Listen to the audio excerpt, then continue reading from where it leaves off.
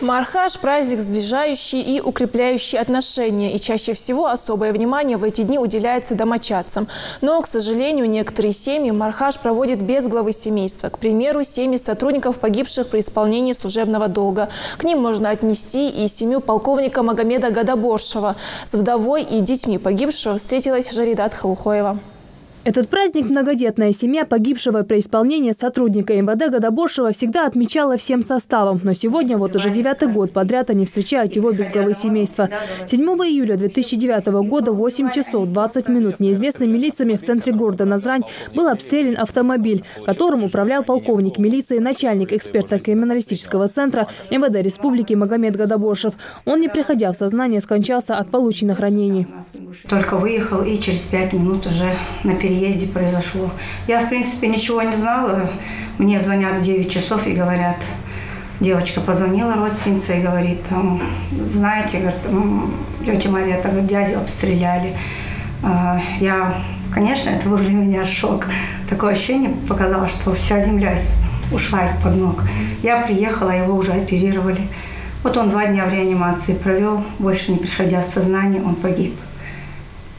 Без кормильца осталась большая семья, 7 девочек. Самым младшим двойняшкам на тот момент было всего 2,5 года. Магомед был требовательным мужем и строгим, но заботливым отцом, рассказывает вдова Марет. Больше всех остальных отца помнит старшая дочь Тамара. Ведь они часто подолгу общались, он интересовался ее делами и давал мудрые советы родителя.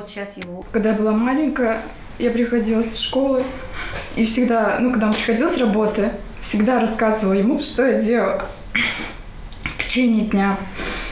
Рассказывала ему, что со мной происходило, с кем я дружила. И он слушал, ему всегда было интересно. Отцом он был просто замечательный.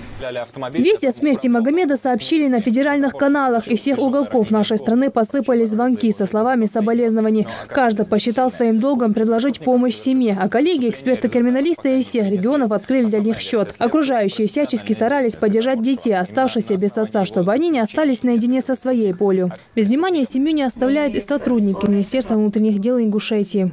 Они регулярно, ежегодно, когда наступает лето, они звонят, предлагают поехать детям в лагерь, в Абхазию, в Болгарию.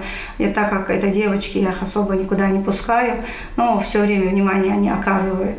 На мероприятия в день посещения, в день МВД приглашают они на мероприятия, там чаепитие устраивают.